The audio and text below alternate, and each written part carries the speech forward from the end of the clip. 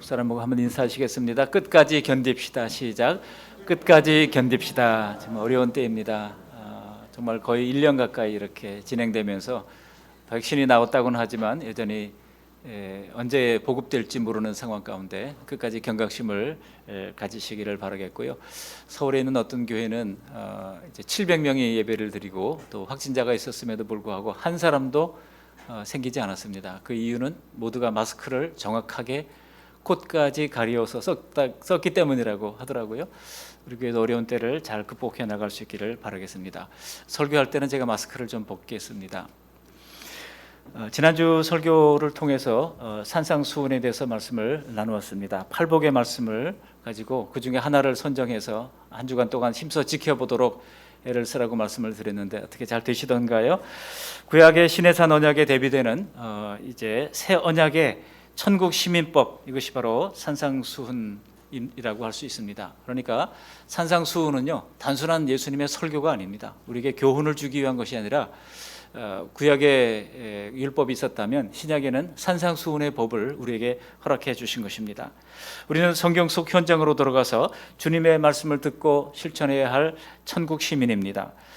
천국 시민들 안에는 하나님이 주신 이 새 팔복의 마음이 심겨져 있습니다. 그 팔복의 새 마음을 어떻게 받습니까? 그것은 예수님의 속죄와 구속의 은혜를 믿음으로 우리가 받아들일 수 있는 것입니다. 믿는 자들에게는 하나님의 자녀가 되는 권세를 주셨으니 요한복음 1장 12절에 말씀하고 있죠. 천국을 받아들이는 사람에게 팔복의 새 마음을 하나님께서 선물로 허락해 주시는 것입니다. 오늘 소금과 빛에 대한 말씀으로 이어지고 있습니다. 너희는 세상의 소금이다, 너희는 세상의 빛이다 말씀하고 있죠. 순서가요 소금과 빛이에요. 그러니까 광염이 아니고 염광이 성경적 순서입니다. 소금과 빛.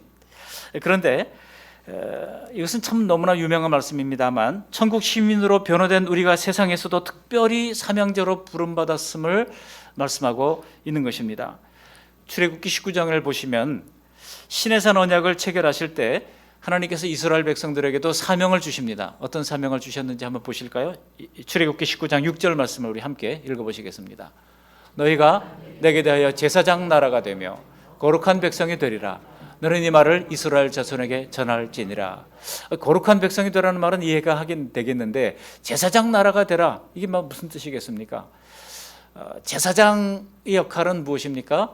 바로 백성들의 죄를 하나님 앞에 이제 들고 나아가서 속죄의 제사를 지내는 사람이 제사장입니다. 근데 나라가 제사장 나라가 된다고 하는 것은 아직도 하나님을 모르고 있는 사람들에게 그들의 죄를 깨닫게 해주는 역할을 하라고 말씀하는 거예요. 이것이 바로 제사장 나라의 사명입니다. 그러니까 신해산 언약에서의 사명은 제사장 나라가 되는 사명을 그들이 받았다고 한다면 이제 예수님이 새로운 경륜으로 새로운 은혜 시대를 열어주셨을 때 우리에게 주신 사명은 무엇입니까?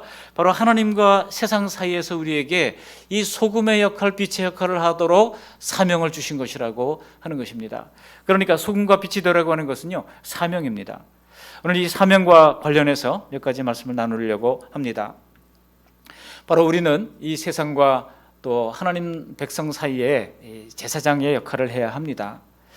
그러나 좀 다른 것이 있다면 신해산 언약에서는요, 신해산 언약에서는 너희가 내 언약을 지키면 제사장 나라가 되게 해주겠다 이렇게 약속을 해주고 있어요. 지키면이라고 하는 단서가 붙어 있습니다. 근데 신약 성경에는 아무리 봐도 너희는 세상과 소금의 빛이 되어라 이렇게 말한 적이 없어요. 그냥 선포하신 거예요. 너는 세상의 빛이다, 너는 세상의 소금이다. 성경을 자세히 보세요. 그렇죠? 빛이 되어라고 말씀하신 적이 없습니다. 우리가 예수님을 구주와 주님으로 믿고 고백한다면, 그 고백이 진실하다면 이미 너희는 세상의 빛이요 세상의 소금이라고 우리 예수님께서 선포하신 것입니다. 그러니까 되고 싶으면 되고 안 되면 안 되고 하는 문제가 아닌 것입니다. 어쨌든 우리가 구원을 받았다면 이미 세상의 소금이요 이미 세상의 빛이라고 하는 것입니다. 이거 나는 좀 아닌 것 같은데 정말 놀랍고 얼떨떨하기까지 합니다. 우리가 내적으로는 팔복의 천국 마음을 잘 키워가야 하듯이 세상을 향해서 맡기신 이 사명을 위해서도 우리가 잘 성장시켜 나가고 키워가야 할 필요가 있습니다. 그런데 하나님의 나라를 위한 이 사명은 실은 우리에게 짐이 아니라 우리에게 큰 복이라고 하는 사실을 아셔야 합니다. 이 사실을 이해하시면서 우리에게 맡겨진 이 소금의 사명, 빛의 사명을 잘 감당하는 우리 모두가 되시기를 바랍니다. 오늘은 이 사명과 관련하여 세 가지 대지로 말씀을 나누고자 합니다. 바로 이것입니다. 사명으로의 부르심이 있고, 사명의 어려운 이유를 살피면서, 그리고 어떻게 이 사명을 감당해야 할 것인가를 상고하면서 말씀을 마치려고 합니다. 먼저 우리를 하나님께서 사명으로 부르셨는데요, 두 가지 사명이죠. 소금으로의 사명이 있고 빛으로의 사명이 있습니다. 근데 이 소금의 사명을 먼저 살펴보겠습니다. 우리 13절 말씀을 같이 한번 먼저 읽어보시겠습니다. 13절, 너희는 세상의 소금이니 소금이 만일 그 맛을 잃으면 무엇으로 짜게 하리요? 후에는 아무 쓸데없어 다만 밖에 버려져 사람에게 밟힐 뿐이니라. 먼저 너희는 세상의 소금이라고 하는 사명에 대해서 생각해 보겠습니다. 소금은요, 모든 음식의 맛을 짜게 만드는 역할을 하고 있습니다. 여러분, 배추를 절이는데 소금을 뿌렸는데 그 며칠이 지나도 이게 짠맛이 나지 않는다면 뭔가 잘못 뿌린 거예요. 베이킹 소다를 뿌렸거나 사카린을 뿌렸거나 잘못 뿌린 거예요. 소금을 뿌렸다면 반드시 절여지게 되어 있는 것입니다. 그러니까 우리가 세상의 소금이라고 하는 것은 우리가 가진 신자의 맛으로 세상의 맛도 그렇게 바꿔놓게 될 거라고 하는 뜻입니다. 이거는 세상에는 없고 성도들만 가지고 있는 맛입니다. 그렇다면 그 맛이 무엇이겠습니까? 그 맛이 바로 지난주에 우리가 살폈던 팔복의 마음이 바로 그 맛이라고 하는 것입니다. 그래서 심애 온의 극마화의 8개 그 복을 말씀하셨지 않습니까? 그 팔복의 마음에서 우러나오는 맛인 것입니다.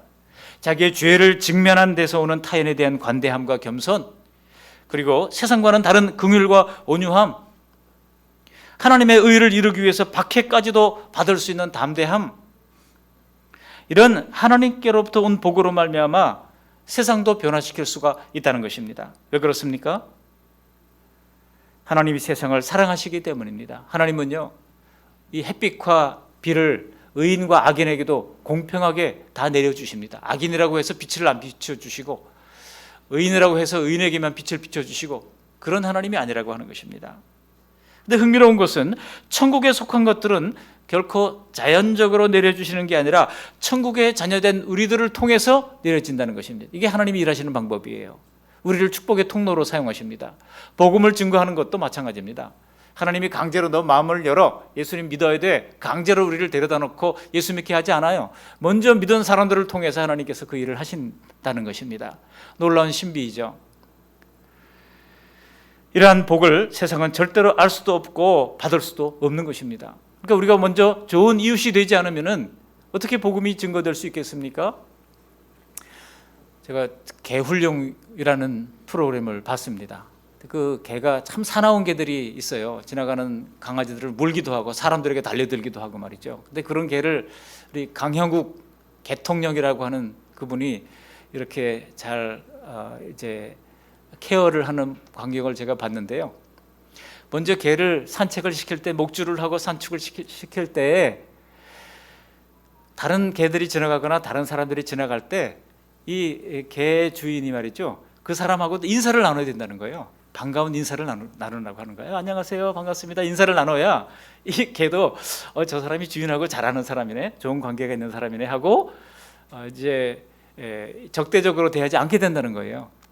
그냥 눈을 휘둥글하면서 지나가면서 이렇게 경각심을 가지고 찡그린 얼굴을 지나가면 개도요, 저거 주인하고 좀 문제가 있는 사람이구나 하고 달려들 태세를 하고 있다는 겁니다. 제가 그걸 보면서 참 많이 깨달았어요. 그렇구나. 좋은 이웃 되는 것이 정말 중요하구나. 여러분, 좋은 이웃 되는 이 소금의 사명을 감당하지 않으면요, 그 다음 단계로 진전을 할 수가 없습니다. 그 다음 단계가 뭡니까?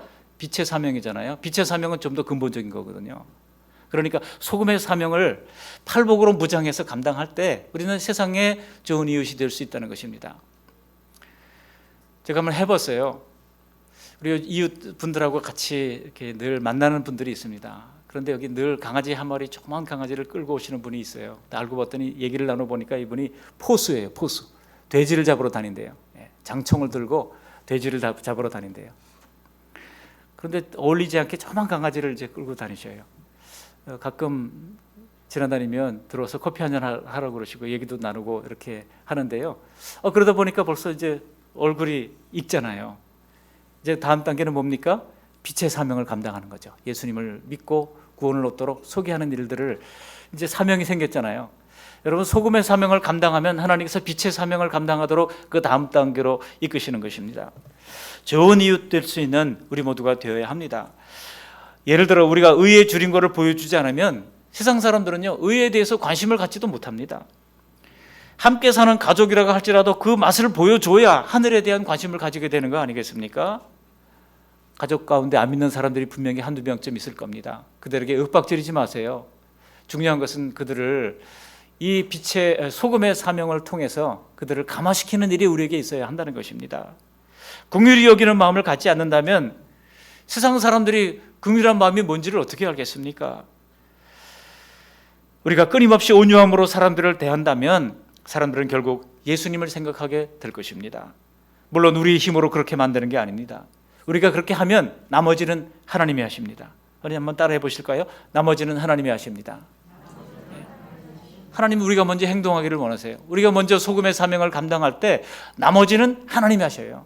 그래서 그 다음 단계를 열어주시는 것입니다. 이번 코로나 사태에서도 느끼셨겠지만 세상에 비해서 이 교회가 얘기하는 팔복의 말씀은 너무나 힘이 없고 무력해 보이기까지 합니다. 그러나 세속적이고 악한 세상을 바꿀 수 있는 것은 결코 어떤 강력한 정책이나 제도나 힘과 권력이 아닙니다. 오히려 이 팔복의 심령에서 나오는 연약한 것 같지만 온유한 마음, 바로 이것이 세상을 바꾸는 힘이 된다고 믿습니다. 그렇기 때문에 여러분, 이런 기독교 정신을 가지고 힘을 써서 헌신했던 사람들로 말미암아 세상을 바꿔놓은 것 아니겠습니까? 세상을 바꿔놓은 것이 어떤 강력한 어떤 행정명령으로 바꾼 것이 아니에요. 다 천국 시민들이 바꿔놨습니다.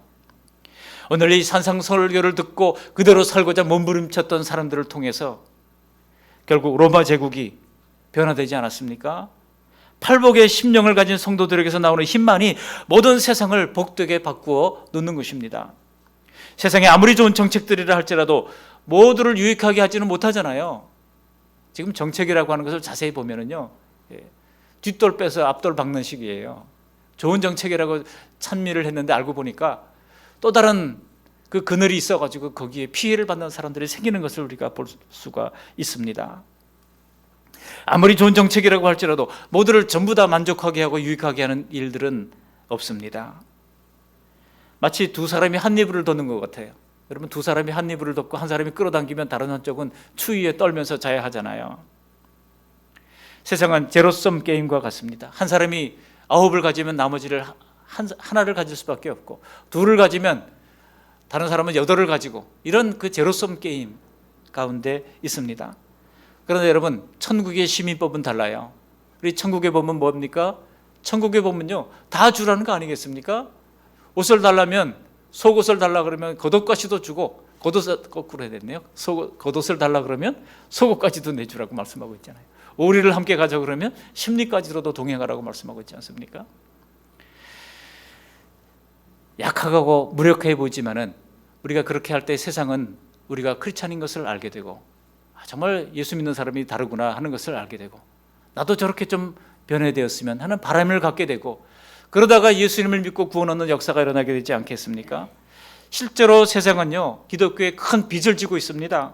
영국의 윌리엄 윌버퍼스 같은 분들이 기독교 정승인으로 무장해가지고 노예제도, 노예무역 금지를 이끌어냈던 것 아니겠습니까? 아프리카에서 잡아온 노예들을 리버풀 항에서 이 사람들을 씻기고 교육시키고 해가지고 미국으로 대거 노예 판매하는 이 송출을 했던, 그래서 부를 이뤘던 것이 바로 리버풀 항구예요. 여러분, 거기서 윌버퍼스가 외쳤습니다. 이것은 잘못된 것입니다. 그들도 똑같은 우리와 똑같은 사람입니다. 그들에게도 눈물이 있고 그들에게도 생각할 수 있는 지혜가 있습니다. 사람들을 깨우쳤던 겁니다.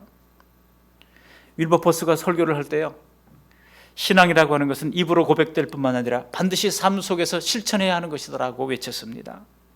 팔복의 긍휼히 여기는 마음이 인간의 존엄을 억압당하고 유린당하고 고통당하는 노예 인간을 위하여 막대한 희생을 감수하면서 결국 노예제도 폐지라고 하는 놀라운 성과를 이루어냈던 겁니다. 그런 정의로운 정책들이 그냥 쉽게 나온 게 아닙니다. 세상에서 여성 지위가 향상된 것 여러분 누가 했습니까? 절대적으로 기독교 평등 정신 속에서 나오게 된 겁니다. 세상의 모든 종교들을 다 조사한 어느 신학자가 깜짝 놀랐어요. 여러 종교들 가운데 일부일처제를 주장하는 종교는 기독교밖에 없는 겁니다. 어떤 사람들은 왜 아브라함은 그랬느냐, 모세는 그랬느냐. 여러분 남 탓할 것도 없어요. 성경의 원리는요 일부일처인 거예요. 남자가 부모를 떠나서 한 여자와 한 가정을 이루도록 만들어주신 것이 성경의 원리인 것입니다. 이런 신분 철폐, 교육 자선기관 설립, 동물학대 방지, 이런 모든 것들이 바로 기독교 정신에서 예수님의 이름으로 세상을 복되게 했던 성도들의 헌신을 통해서 이루어진 것입니다. 복음이 침투하지 못한 다른 종교나 제도를 보세요. 특별히 공산 정권의 참담한 현실은 차치하고라도 지금 이 4차 산업시대라고 하는 이 시대에도 여전히 샤리아법이 통치하고 있는 저 이슬람법을 보십시오. 명예살인 같은 것을 보면 너무나 끔찍하기 짝이 없습니다. 명예살인이라고 인정되면 아무런 법의 저촉을 받지도 않고 합법적으로 사람을 죽일 수 있는 이런 법이 지금도 21세기에도 존재하고 있다는 것입니다. 우리의 성도들이 팔복의 맛으로 침투하지 않은 세상에는 이런 악과 고통이 그대로 남아있고 점점 더 악화 일로를 걷고 있습니다. 우리는 이 중대한 사명을 나에게도 주셨다고 하는 것을 오늘 말씀을 통해서 진지하게 받아들일 필요가 있습니다.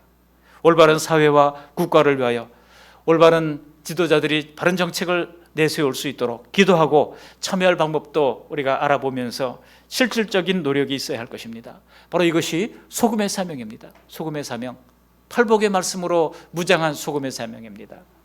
두 번째로 우리에게 주신 사명의 부르심은 바로 빛의 사명인데요, 이것은 좀 더 근본적인 문제를 가리키고 있습니다.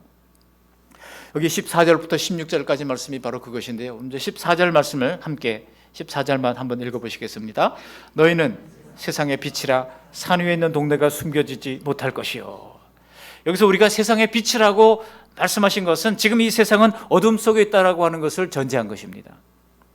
세상이 이렇게 화려한 그런 시대임에도 불구하고 밤에도 대낮같이 빛나고 온갖 지식과 정보들이 넘쳐 흐르는 밝은 시대라고 생각하지만 영적으로 볼 때는 어둡다는 거예요. 영적 어둠이라고 하는 것은 다른 것이 아닙니다. 하나님을 못 보는 상태입니다. 아무리 빛이 밝으면 뭐합니까?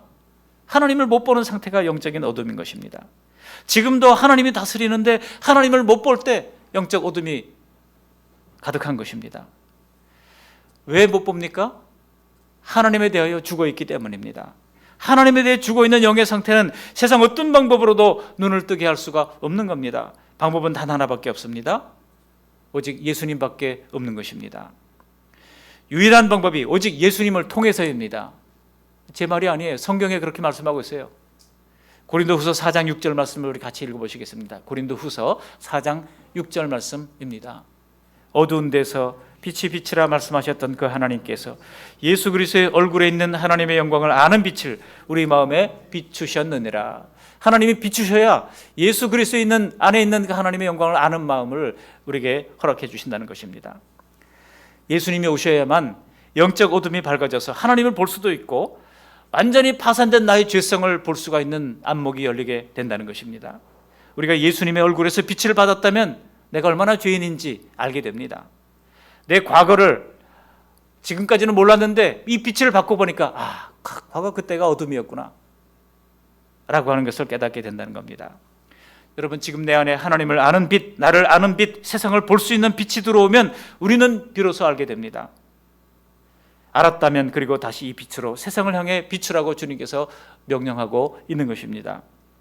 그런데 그 빛은요, 그냥 우리가 걸어 다니기만 해도 빛이 빛나는 게 아니에요. 그렇게 된다면 얼마나 좋겠습니까만 그렇지가 않다는 것입니다. 에베소서에 보면 너희는 세상의 빛이라고 하셨을 때 그렇기에 빛의 자녀들처럼 행하라고 말씀하고 있거든요.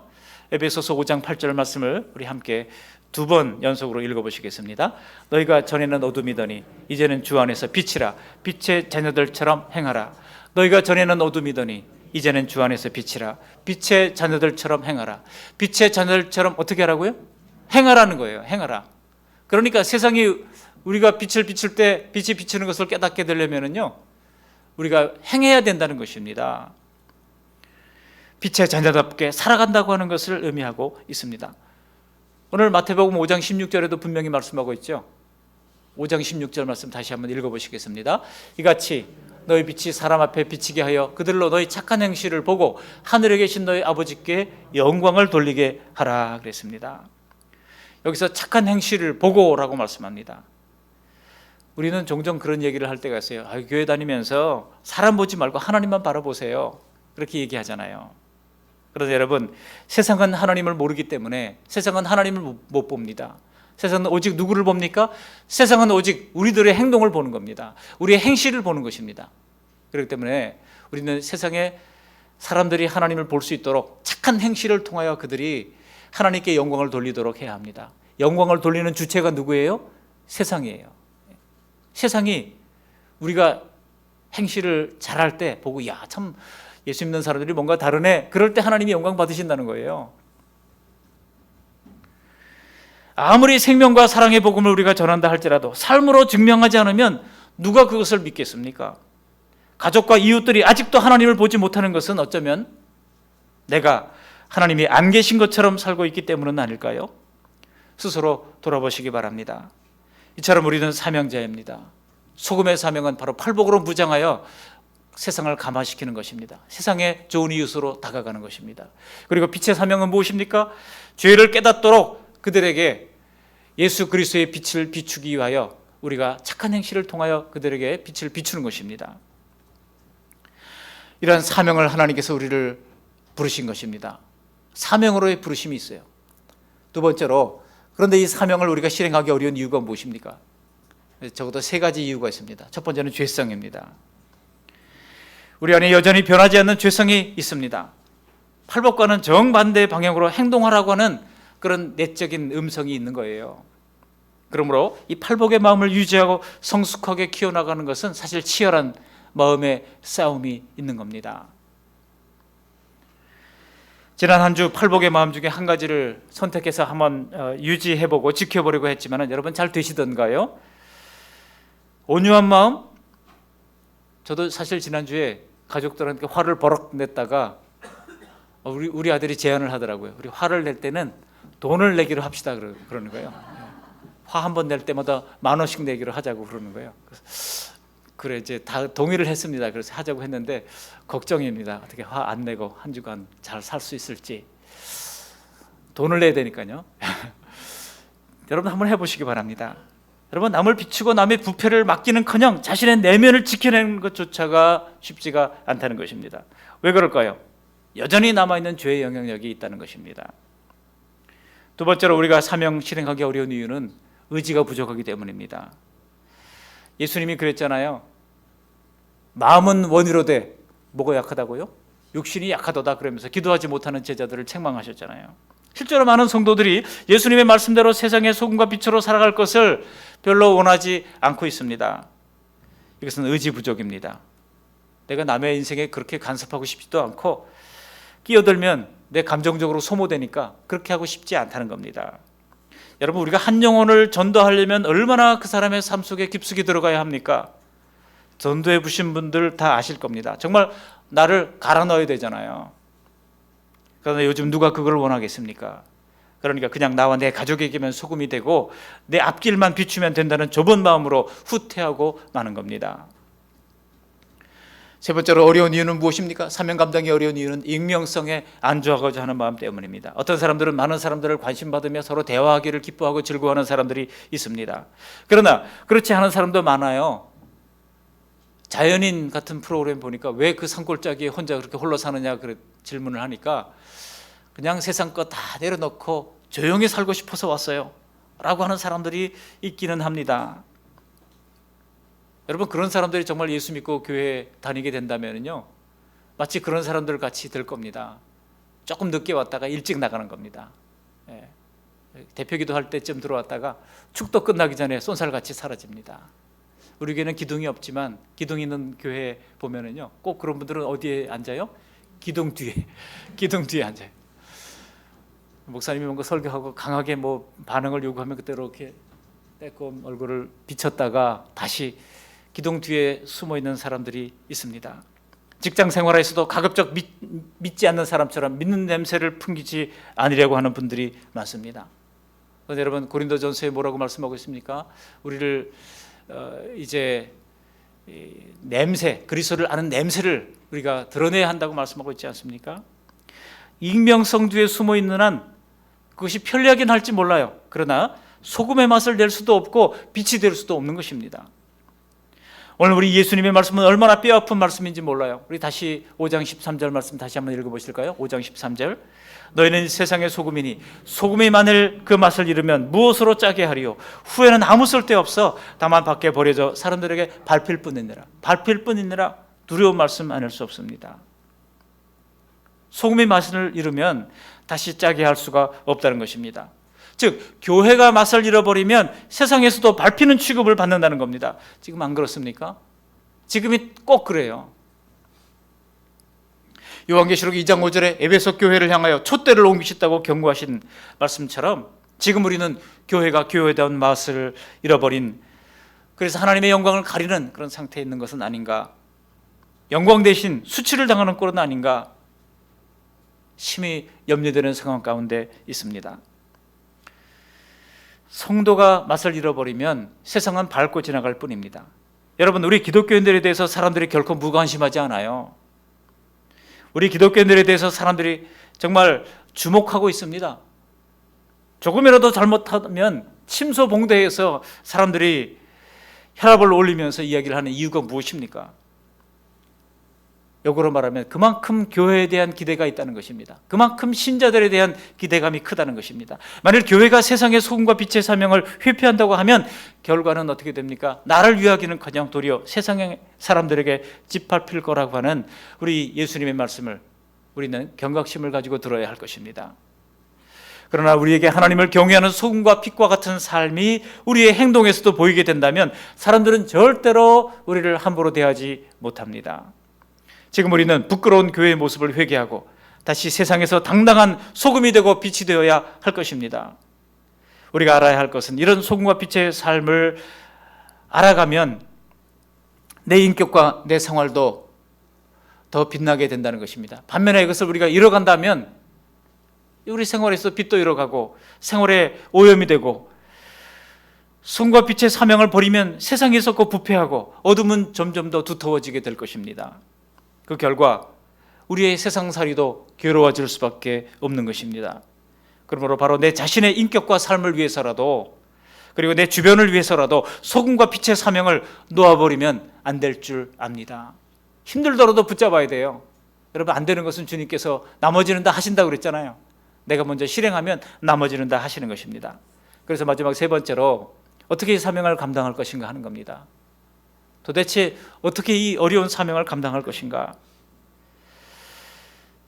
저는 그래서 이렇게 살아갈 것을 제안합니다. 내가 이미 배워서 알고 있는 주님의 말씀을 하루하루 그날 한 가지씩만 실천해 보는 것입니다. 이거 한꺼번에 어떻게 다 하겠습니까? 구약시대에요. 율법이 몇 가지가 있습니까? 613가지예요. 613가지. 하라고 하는 율법이 248가지고요. 하지 말라고 하는 것이 365가지입니다. 그래서 합해서 613가지인데 매일매일 하지 말 것이 하나씩 있었어요. 구약시대 사람들은 그것을 하루하루 지켜가려고 애를 썼습니다. 근데 한꺼번에 지키려고 하니까 됩니까? 안 됩니까? 어려워요. 우리도 마찬가지입니다. 예수님이 말씀하신 이 산상수훈의 교훈을 우리가 한꺼번에 다 지키려고 해보세요. 지킬 수가 없습니다. 그러니 매일매일 주시는 하나님의 말씀을 우리의 마음에 새기고 한 가지씩만 실천하도록 하다 보면 아까 말씀드렸던 것처럼 나머지는 하나님이 하실 줄 믿습니다. 그래서 여러분, 오늘 주신 말씀, 내게 주신 말씀을 오늘도 내 집에서 내 직장에서 진지하게 실천하면서 살아가도록 애써 보는 것입니다. 지속적으로 성령께서 말씀하며 다루시는 내 불의한 것, 내 죄 문제는 즉각 하나님 앞에 회개하면서 변화시키도록 노력해 가는 것입니다.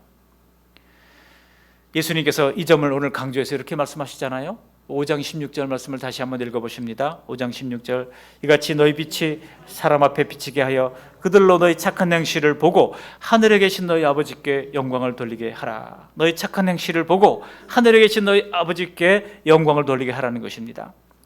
어떻게 여러분 행실을 바르게 할 수 있겠습니까? 영광을 돌리는 주체는 여기서 누구예요? 믿지 않는 사람들입니다. 믿지 않는 사람들을 정말 감화하도록 우리가 애를 쓰지 않는다면 하나님 영광 받을 일도 없습니다. 그렇다면 어떻게 행실을 하느냐? 그것은 다른 누구에게도 아니 바로 내게 달려 있는 것입니다. 주님은 이에 대해서 책임을 물으신다고 말씀하고 있습니다. 왜냐하면 산상수훈 마지막에 반석 위에 지은 집 비유를 들어서 말씀하고 있지 않습니까? 마태복음 7장 26절 27절 말씀을 우리 함께 읽어보시겠습니다. 나의 말을 듣고 행하지 아니하는 자는 그 집을 모래 위에 지은 어리석은 사람 같으리니 비가 내리고 창수가 나고 바람이 불어 그 집에 부딪힘에 무너져 그 무너짐이 심하니라 그랬습니다. 듣기만 하고 행하지 않은 사람이 집에 환란이 닥치면 무너지게 될 것을 말씀하고 있는 겁니다. 여러분, 최근 성도들의 큰 병폐 중 하나가 있다면요, 얼마나 많은 말씀을 듣고 알고 있는지 몰라요. 그 지식이 대단합니다. 평신도들도요, 뭐 신학교 다니는 사람들 이상으로 신학교 교수 수준의 높은 수준의 책들을 읽고 저한테 질문을 하는 분들이 있어요. 깜짝깜짝 놀랍니다. 아, 우리나라 성도들이 수준이 참 대단하구나, 그런 생각을 할 때가 있습니다. 또 기독교 텔레비전이나 유튜브 채널 같은 데를 통해서 보면 유수한 설교자들의 좋은 설교들이 매일같이 쏟아지고 있습니다. 그것을 매일 보고 들으면서 은혜를 받고 깨닫지만, 중요한 것이 그것이에요. 은혜를 받고 깨닫지만 거기서 그치는 겁니다. 은혜 받고 깨달아요. 그래, 맞아, 그렇게 해야지, 참 감동이야. 거기서 그치는 것입니다. 사랑하는 성도 여러분, 많이 보고 깨닫고 마음만 먹는다고 절대로 나를 달라지게 하지 못합니다. 말씀을 많이 들으면 바뀔 것 같지만 죄송하지만 잘 안 바뀌어요. 행동을 해야 바뀌는 것입니다. 행동이 그 사람의 정체성이요, 행동이 그 사람을 만들어가는 것입니다.